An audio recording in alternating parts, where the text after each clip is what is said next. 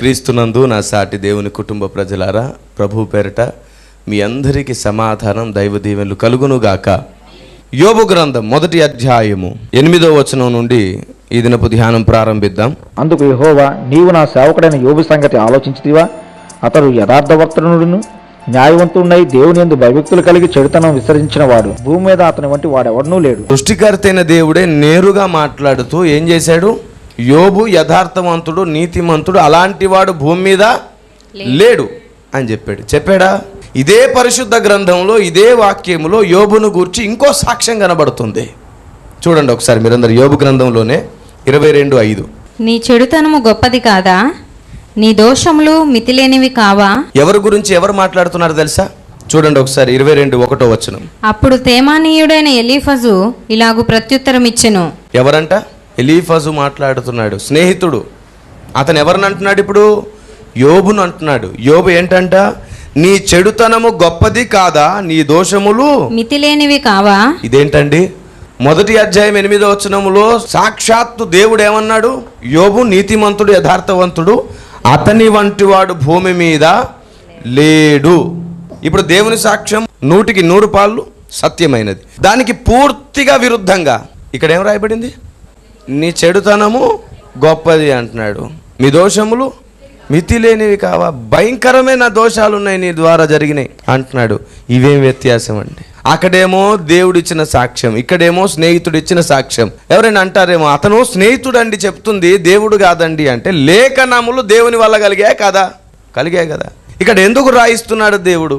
ఇలాంటి ప్రశ్నలు చాలా మందిలో ఉంటాయి. ఇది నా వాదన కాదు. మరి ఎలీఫజ్ ఎలాంటి వాడు అంటే, ఒక సందర్భంలో దేవుడు ఎలీఫజ్తో మాట్లాడాడు. ఏమండి? చూడండి ఒకసారి మీరందరూ కూడా మీ పరిశుద్ధ గ్రంథాలు తెరిచి 4వ అధ్యాయము 12 నుంచి 17 వచనం చూడండి. నాకు ఒక మాట రహస్యముగా తెలుపబడెను, నా చెవిలో ఒకడు గుసగుసలాడినట్టుగా అది నాకు వినబడెను. గాఢ నిద్ర మనుషులకు వచ్చు సమయమున రాత్రి కలల వలన పుట్టు తలంపులలో అది కలిగెను. భయమును వణుకును నాకు కలిగెను. అందువలన నా ఎముకలన్నీ కదిలెను. ఒకని శ్వాసము నా ముఖమును కొట్టగా నా శరీర రోమములు పులకించెను. అది నిలువబడగా దాని రూపమును నేను గుర్తుపట్టలేకపోతిని. ఒక రూపము నా కన్నులెదుట నుండెను. మెల్లనైన ఒక కంఠస్వరమును నేను వింటిని. మెల్లనైన ఒక కంఠస్వరము నేను వింటిని.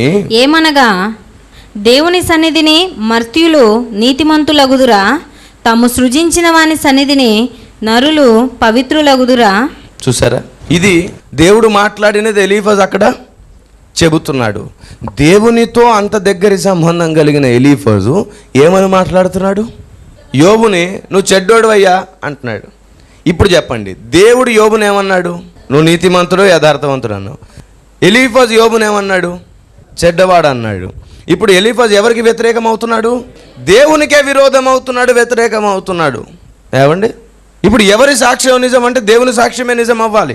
మరి ఎలీఫజ్ సాక్ష్యం సంగతి ఏంటి? అది కూడా పరిశుద్ధాత్మ వలన మాత్రమే లేఖనం రాయించబడింది కదా.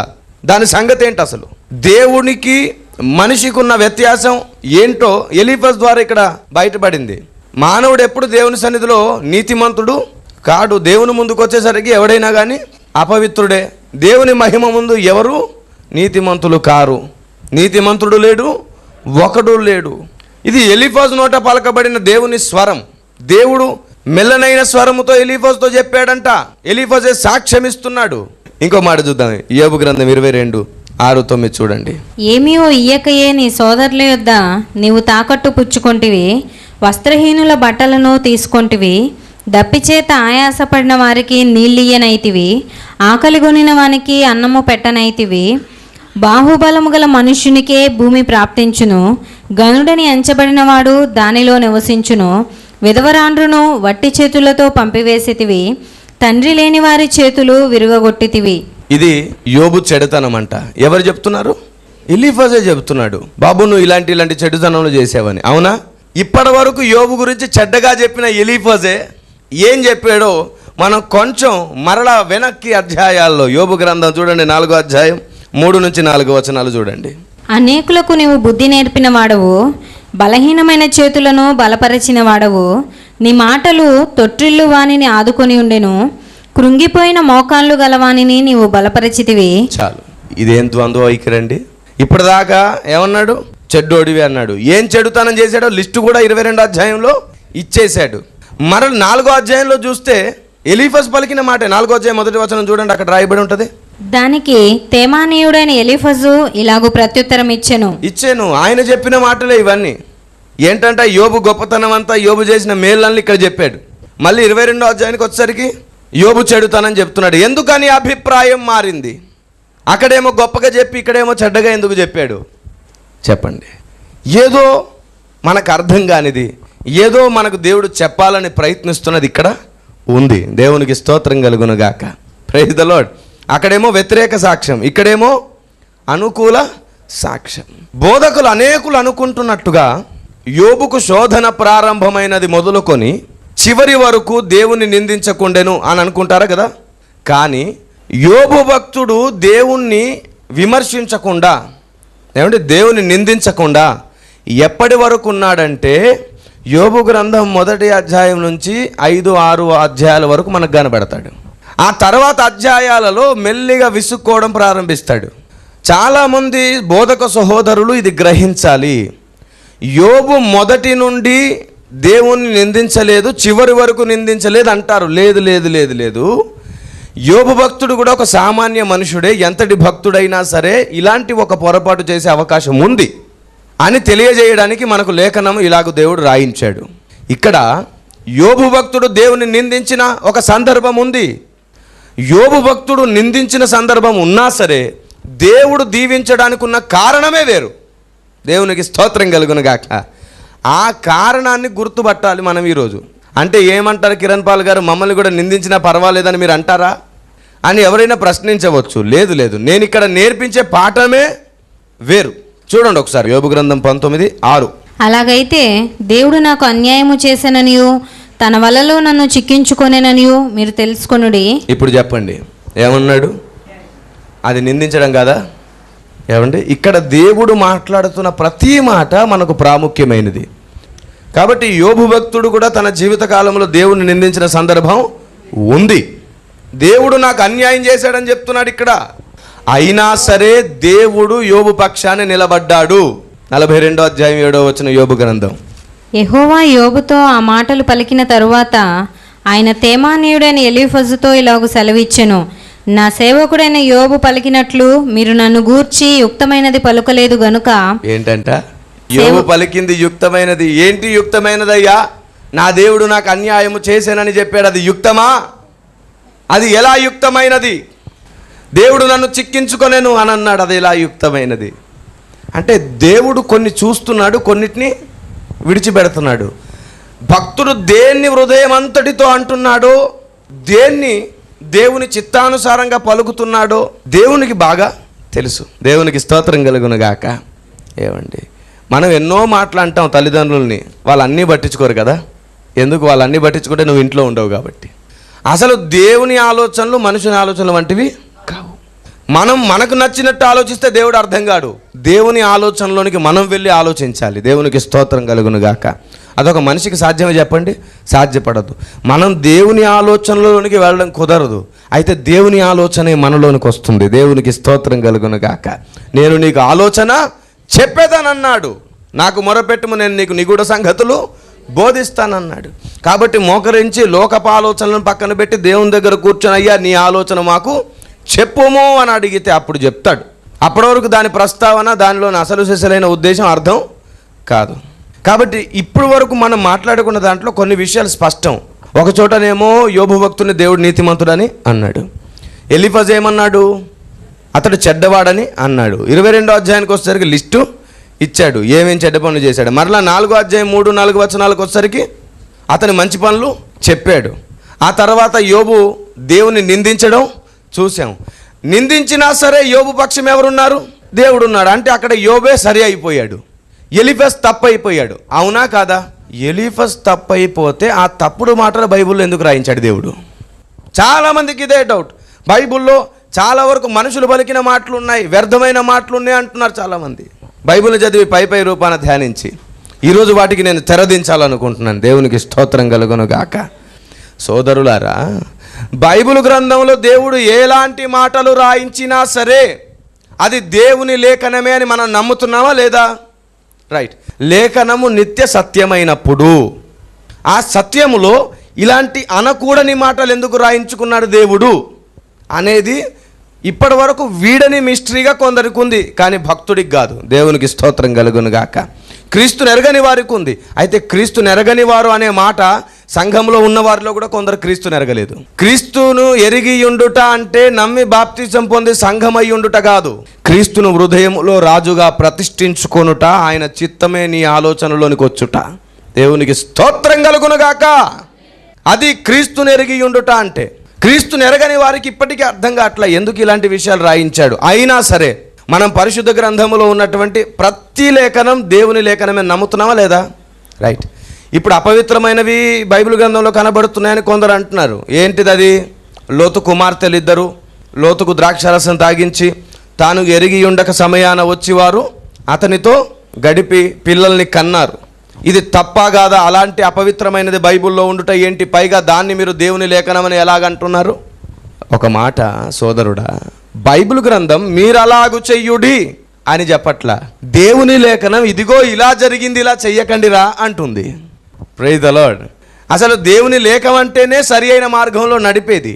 దుష్ట మార్గమును చూపించి ఇదిగో ఈ మార్గంలో మీరు నడవకూడదు, ఇది ఇంత నీచమైనది అని చెప్తున్నాడు. దేవుడు ఎక్కడ కూడా ఇలాంటి అపవిత్రమైన పనులు చెయ్యుడి అని చెప్పలేదు. అందుకు ఇది పవిత్ర గ్రంథం. దేవునికి స్తోత్రం కలుగును గాక. అందులో అపవిత్రత కనబడుతుందని నీ కళ్ళతో చూస్తున్నావు, మేమేమో ఆ అపవిత్రత చెయ్యవద్దు అని దేవుడు గద్దిస్తున్న స్వరం మాకు కనబడుతుంది. దేవునికి స్తోత్రం కలుగును గాక. చూసే కళ్ళను బట్టి ఉంటుంది. ఆనాడు పరిసయ్యులు శాస్త్రులు యేసుప్రభుని భ్రష్టుడు అనుకున్నారు లేదా? వాళ్ళు చూసిన చూపు అలాంటిది. అవునా కదా? ఏమండి, మీకు ఇంకా కొంచెం స్పష్టంగా అర్థం కావాలంటే యెషయా గ్రంథంలోనికి రండి. యెషయా గ్రంథం 6:5 చూద్దాం ఒకసారి. అయ్యో నేను అపవిత్రమైన పెదవులు గలవాడను, అపవిత్రమైన పెదవులు గల జనుల మధ్య నివసించువాడను, నేను నశించి తిని, రాజును సైన్యములకు అధిపతియగు యెహోవాను నేను కన్నులారా చూచి తిననుకొంటిని. ఏమన్నాడండి? అపవిత్రమైన పెదవులు 6వ అధ్యాయంలో అంటున్నాడు కదా ఈ మాట.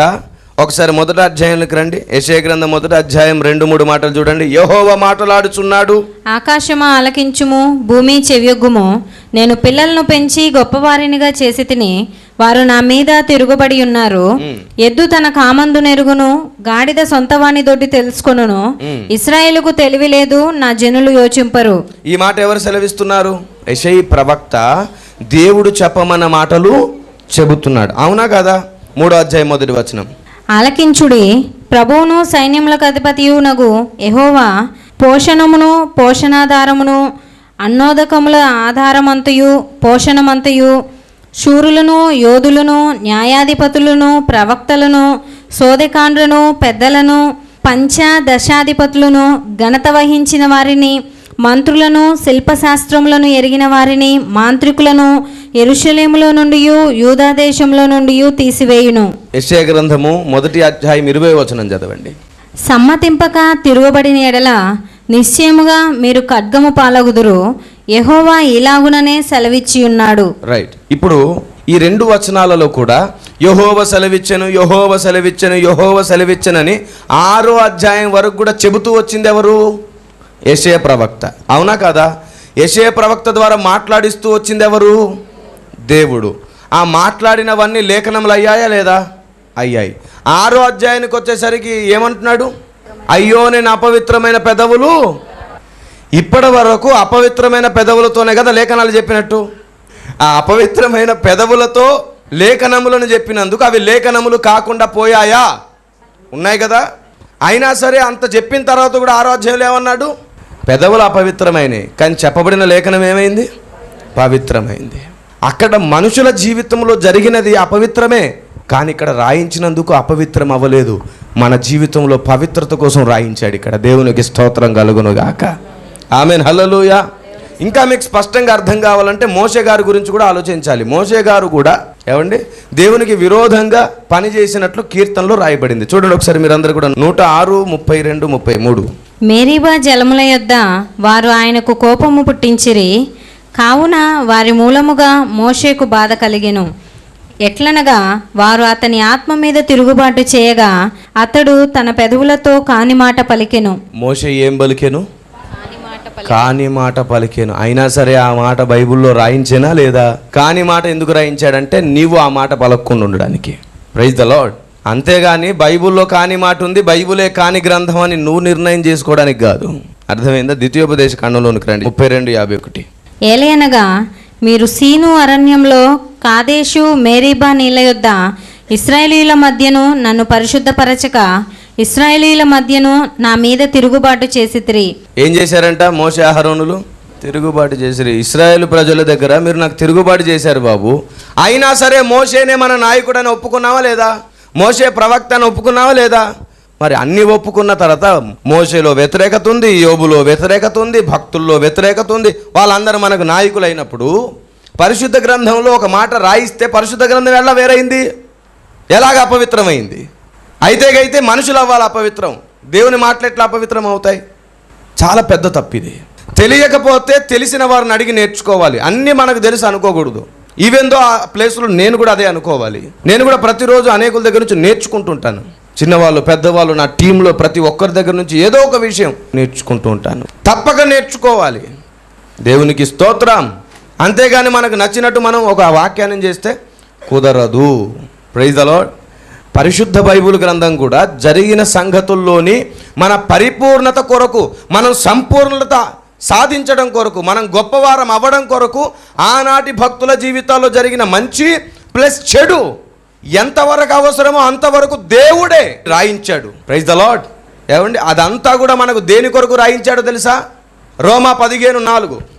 ఏలయనగా ఓర్పు వలనను లేఖనముల వలని ఆదరణ వలనను మనకు నిరీక్షణ కలుగుటకై పూర్వమందు వ్రాయబడినవనియు మనకు బోధ కలుగు నిమిత్తము వ్రాయబడి ఉన్నవి. ఏమి కలుగు నిమిత్తము? బోధ కలుగు నిమిత్తము రాయబడ్డాయి. సోదరా, బోధ ఎందుకు కలుగుతుందంటే బుద్ధి వచ్చుటందుకు. బోధ కలిగేదే మనకు బుద్ధి రావడానికి. బుద్ధి ఎందుకు రావాలి? బుద్ధి కలిగిన కన్యకల స్థాయిలో ఎత్తబడ్డానికి. బుద్ధి లేని కన్యకలు లేఖనాలను గౌరవించరు. వారికి అద్భుతాలు, ఆశ్చర్యాలు, స్వస్థతలే కావాలి. అదే వారి భక్తి. బుద్ధి కలిగిన కన్యకలు లేఖనములను గౌరవిస్తారు. ఇలాంటి విషయాల్ని కూడా పరిశోధిస్తారు. దేవునికి స్తోత్రం కలుగును గాక. ఆమేన్, హల్లెలూయా. ఇప్పుడు లేఖనములలో ఇలాంటి విషయాలు రాయించకపోతే మనం పరిశుద్ధులం కాలేమా అనే ప్రశ్నకు జవాబు చెప్తాను. వాక్యము అనగా ఏంటి? యోహాను సువార్త 1:14 ప్రకారం ఆ వాక్యమే శరీరధారి అయి కృపా సత్య సంపూర్ణుడాయను. దేవునికి స్తోత్రం కలుగును గాక. ఆయన పేరు నజరేయుడైన యేసు. ఒకప్పుడు క్రీస్తుగా ఉన్నవాడే ఈ భూమి మీదకి యేసులాగా వచ్చాడు. అదేంటంటే క్రీస్తులాగా ఉన్నాడు యేసులాగా రావడం ఏంటండి అంటే, క్రీస్తు అనగా అభిషక్తుడు. ఆయన ఒకప్పుడు అభిషక్తుడై ఉన్నాడు. ఈ భూమి మీదకి రక్షకుడుగా రిక్తుడై వచ్చాడు. అభిషక్తుడై రాలేదు. ఎలా వచ్చాడు? సమస్త అభిషేకమును అక్కడ ఇడిచిపెట్టి రిక్తుడై వచ్చాడు.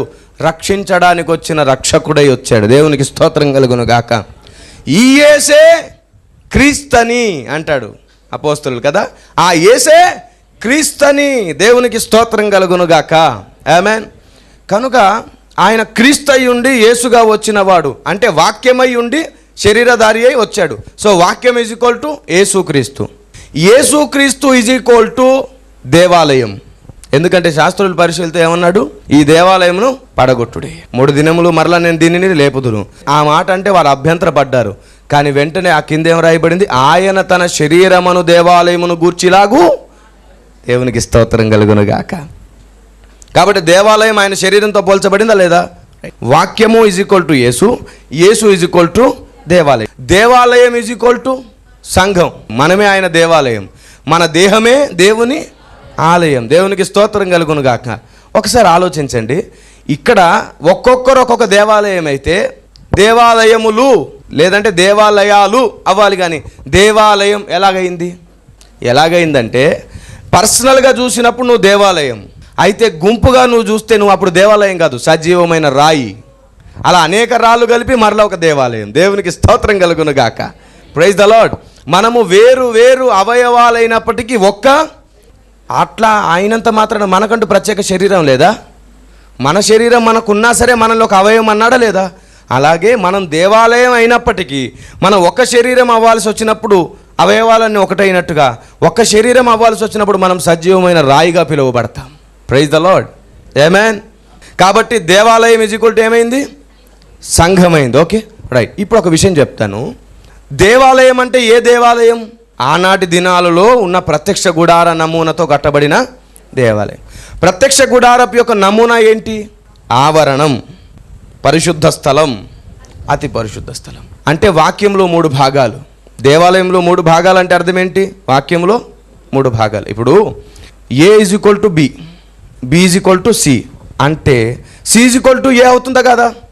సీక్వెన్స్ అంతే కదా.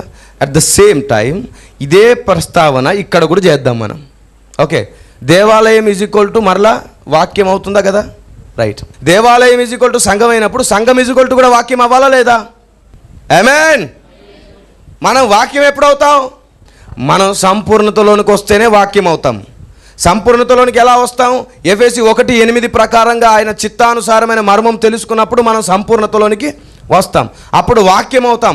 మనం వాక్యం అవుతాము కాబట్టి ఎఫెసీ 3:8 వాక్యమైన వారిలో నెరవేరుతుంది. ఏంటో తెలుసా?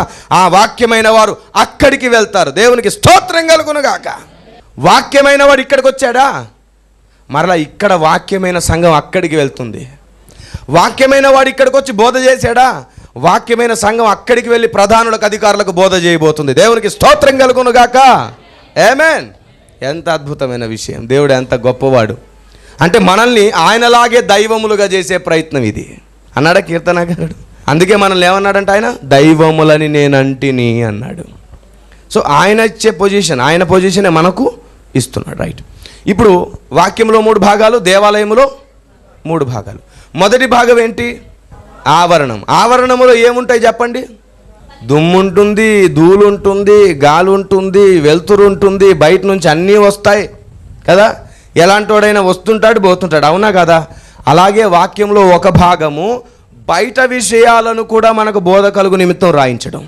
ఓకే, అలాంటివి పట్టుకొని దేవాలయమే కాదంటే ఎట్ట కుదిరిద్ది? అరే బాబు, ఆవరణలో నిలబడ్డావు నువ్వు, అందుకే నీకు ఆవరణం మంచిగా అనిపించట్లా. అక్కడ బలులు జరుగుతుంటాయి, రక్తం కారుతుంటుంది. అబ్బో, ఏంటి ఇంత అపవిత్రత, ఏంటి ఇంత వధ జరుగుతుంది, దేవుడు రక్తమును కోరుకుంటాడా ఏంటి ఇన్ని బలులు అని చెప్పి దేవుని నిందించే కార్యక్రమం పెట్టుకున్నారు. ఇలాంటివన్నీ పైరూపంగా చూసి. ఆవరణమే మందిరం కాదు నాయన, ఆవరణలోంచి లోపలికి వెళ్ళు, అసలు మందిరం ఉంటుంది అక్కడ. Praise the Lord. కాబట్టి వాక్యంలోని 3 భాగాలలో ఆవరణం దగ్గర చాలామంది ఆగిపోయి ఇప్పటి వరకు మనం మాట్లాడుకున్న ప్రశ్నలు ఉన్నాయే, అలా ఎందుకుంది, ఇలా ఎందుకుందని అక్కడ నిలబడి మాట్లాడుతున్నారు. అన్నదమ్ములారా, ఆవరణములో నుండి రండి లోపటికి, పరిశుద్ధ స్థలంలోనికి. అక్కడ కనబడడం ప్రారంభమవుతుంది. ఒక వ్యక్తి రక్షణ జీవితం కనబడుతుంది. ఒక వ్యక్తి ఎలాంటి వాడో కనబడుతుంది. ఒక వ్యక్తి ఎంతటి వాడైనా కానీ అతడు శరీరంతో ఉన్నంత వరకు ఎంత జాగ్రత్తగా బ్రతకాలో లోపల కనబడుతుంది. బయట మనిషిలో కనబడుతున్న ప్రతిదాన్ని చూసి నువ్వు నిందిస్తున్నావు. నీకో మాట చెప్తున్నాను, బైబిల్ ప్రకారం ప్రవక్త అయినా, అపోస్తలుడైనా, ఇంకెవడైనా భూమి మీద శరీరంతో ఉన్నంత వరకు మనం అనేక విషయముల్లో తప్పిపోతున్నామన్న మాట యాకోబు భక్తుని ద్వారా దేవుడు రాయించాడు. అది వర్తిస్తుంది. మనిషి దేవుళ్ళ ఫీల్ అయిపోతున్నాడు భూమి మీద ఉండగానే. అలాంటి ఫీల్ అవుతున్నారు కాబట్టి అయ్యగారి భక్తులు తయారవుతున్నారు చాలామంది. ఆ విషయంలో ఖచ్చితంగా మారు మనసు పొందాల్సి ఉంది సంఘం. దేవునికి స్తోత్రం కలుగునుగాక. కాబట్టి ఈ విషయం మీద దృష్టి ఉంచండి. ఎలాంటి వాడైనా సరే శరీరంతో ఉన్నంత వరకు కొన్ని విషయాల్లో తప్పిపోయే అవకాశం ఉంది అని చెప్పడానికే అక్కడ మోషే మీరు నా మీద తిరుగుబాటు చేశారని దేవుడు నిందించాడు. అది చెప్పడానికే యోబు నాకు దేవుడు అన్యాయం చేశాడని పలికిన మాట దేవుడు అక్కడ రాయించి. ఎంత పర్ఫెక్ట్ అయినా సరే నువ్వు శరీరంతో ఉన్నంత వరకు పర్ఫెక్ట్ కాదు. అందుకే 42వ అధ్యాయం చూడండి, 5-6 వచనాలు. వినికిడి చేత నిన్ను గూర్చిన వార్త నేను వింటిని, అయితే ఇప్పుడు నేను కన్నులారా నిన్ను చూచుచున్నాను. కావున నన్ను నేను అసహ్యించుకుని ధూళిలోనూ బూడిదలోనూ పడి పశ్చాత్తాపపడుచున్నాను. ఎందుకు పడుతున్నాడు చెప్పండి? పశ్చాత్తాపడుతున్నాడంట. అప్పటి వరకు ఏమంటూ వచ్చాడు? నేను మంచోన్ని, నేను టీవీగా వెళ్తాను దేవుని దగ్గరికి, నేను కరెక్ట్గానే బ్రతికాను అన్నాడు. నాలో తప్పే లేదు, దేవుడే నాకు అన్యాయము అన్నాడా లేదా? దేవుడు యోబును దీవించడానికి కారణం ఏంటంటే నిందించలేదు అనే మాట కాదు. నిందించాడు దేవుడు యోబుని, కానీ తర్వాత పశ్చాత్తాపడ్డాడు. అది పాయింట్. దేవునికి స్తోత్రం కలుగును గాక. నిజం తెలుసుకున్నాడు. అయ్యా నన్నే క్షమించాలి, నేను తప్పు చేశాను, నువ్వు అసలు నాకు అన్యాయమే చేయలేదు, నేనే అన్యాయము చేశాను నీకు. ఏంటంటే నేను నిన్ను చూసిన తర్వాత, నీ మహిమ నాకు కనబడిన తర్వాత నాకు అర్థమైంది, నేనేదో గొప్పవాడిని నీతిమంతుని అనుకున్నాను, కానీ నీ మహిమను చూస్తే నీ మహిమ ముందు నా మహిమ ఇంకా అవకతవకలుగానే ఉంది. నీ పరిశుద్ధత ముందు నా పరిశుద్ధత అసలు ఎందుకు కనబడట్లేదు? నీ నీతి ముందు నా నీతి అసలు ఉన్నట్లే నన్ను నేను అసహించుకొనుచున్నాను నాయన. దేవునికి స్తోత్రం కలుగును గాక. అందుకు యోబు మరలా దీవించబడ్డాడే కానీ అనలేదు అని కాదు. కాబట్టి సహోదరి సహోదరులారా జాగ్రత్తగా వినండి. ప్రతి వ్యక్తికి వాని శక్తికి మించిన శోధన అనుమతించబడదు, వస్తుంది. అప్పుడు మీరు చాలా వరకు నోరు జారి పలుకుతున్నారేమో. యోబు అలా పలికాడు, అది మంచిదని నేను చెప్పట్లా, పలకకండి. దేవుణ్ణి నిందించడం మంచిది కాదు. ఒకవేళ ఇప్పటి వరకు మీరు అలా నిందించుంటే మీ గిల్టీ మైండ్ పోగొట్టడానికి నేను చెప్తున్నాను, పశ్చాత్తాపడండి, క్షమించమని అడగండి. ప్రభు మిమ్మల్ని మరలా అంగీకరిస్తాడు, మిమ్మల్ని దీవిస్తాడు.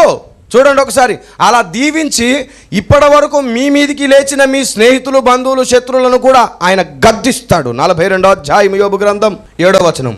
యెహోవా యోబుతో ఆ మాటలు పలికిన తరువాత ఆయన తేమానీయుడైన ఎలీఫజుతో ఇలాగు సెలవిచ్చెను, నా సేవకుడైన యోబు పలికినట్లు మీరు నన్ను గూర్చి యుక్తమైనది పలుకలేదు గనుక నా కోపము నీ మీదను నీ ఇద్దరు స్నేహితుల మీదను మండుచున్నది. చూసారా ఎవరి మీద మండిందంట? అప్పటి వరకు ఎలీఫజు దేవుని పక్షమై ఉండి యోబును గద్దిస్తున్నాడు. అంటే ఆయన పక్షానుండి ఆయన పక్షాన మాట్లాడితే దేవుడు పర్లేదులే వీడు నా పక్షానే ఉన్నాడని చెప్పి ఇంకొకరిని నిందిస్తాడు అనుకున్నారా? కొందరు అట్లా తయారవుతారు. నేను స్కూల్ డేస్ గురించి చెప్తాను. స్కూల్లో చాలామంది ఏం చేస్తారంటే వీళ్ళకు నచ్చిన వ్యక్తులతో ఉండడానికి ఈ వ్యక్తులకు ఎవరు నచ్చరో వాళ్ళ ఇన్ఫర్మేషన్ అంతా వీళ్ళకి తెచ్చిస్తుంటారు. అప్పుడు వీళ్ళు అనుకోవాలన్నమాట, అరే వీడు మనకు వ్యతిరేకమైన వాని సమాచారం అంతా మనకు తెచ్చిస్తున్నాడు కాబట్టి వీడు మనకు బాగా ఉపయోగపడతాడని వీడిని చంకనెత్తుకోవాలని అలాంటి బుద్ధి సాతానదన్నమాట. అందుకే అక్కడ ఇన్ఫర్మేషన్ ఇక్కడికి. దాన్ని దేవుడు సింపుల్ ఒక మాట అన్నాడు, కొండేములు ఆడువాడు నాకు అసహ్యుడు అన్నాడు. అంతే. అక్కడ విషయాలు ఇక్కడ విషయాలు అక్కడ చెప్పేవాడు నాకు అసహ్యుడు. చేదును తీపని తీపిని చేదని చెప్పువారు కలరు, వారు ఇరువురు యెహోవాకు హేయులు. కాబట్టి దీన్ని ఎప్పుడు మర్చిపోవద్దు. మీ జీవితకాలం మట్టుకు దీన్ని మీరు గుర్తుంచుకోండి. ఈ కొండముల ప్రస్తావన ఎందుకు చేశాను నేను? ఎలీఫజ్ దేవుని పక్షాన నిలబడి యోబును నిందిస్తున్నాడు. దేవుడు నన్ను అంగీకరిస్తాడు, నన్ను కనికరిస్తాడు, నేను కరెక్టే మాట్లాడుతున్నాను అనుకున్నాడు. అలా మాట్లాడే వాళ్ళు కూడా కొందరు ఉంటారు. మేము మాట్లాడేది కరెక్టే అని కొందరు భక్తుల్ని నిందిస్తుంటారు. ఆ భక్తుల జీవితాల్లో దేవుని చిత్తం ఏంటో తెలుసుకోకుండా ఆ భక్తులను అవమానిస్తుంటారు. అలాంటి వారు ఎలీఫజ్ లాంటి వారు అని చెప్పడానికి ఎలీఫజ్ మాట్లాడిన మాటలు దేవుడు రాయించాడు. అంతేగాని యోబుని నిందిస్తున్నటువంటి దేవుడే రాయించుకోలేదు ఆ మాట. నా భక్తుల జీవితాల్లో జరిగించేది నేనే జరిగిస్తాను బాబు, మీరు దాన్ని బట్టి నా భక్తుడే భ్రష్టుడని అనుమానించకూడదు. దావీదు జీవితం గురించి తెలుసుకున్నాం. అభ్యంతరాలు దావీదు జీవితంలో చూసాం, మోషే జీవితంలో చూసాం, హోషేయ జీవితంలో చూసాం. దేవుడు కలిగించిన అభ్యంతరాలనే సందేశం తెప్పించుకొని వింటే ఈ విషయాలు మీకు బాగా అర్థమవుతాయి. Praise the Lord. కాబట్టి ఇది మొదలుకొని ఎవరైనా సరే పరిశుద్ధ గ్రంథం పై రూపాన్ని చూసి అందులో ఆ తప్పులు ఇందులో ఈ తప్పులు ఉన్నాయి అనుకోకండి.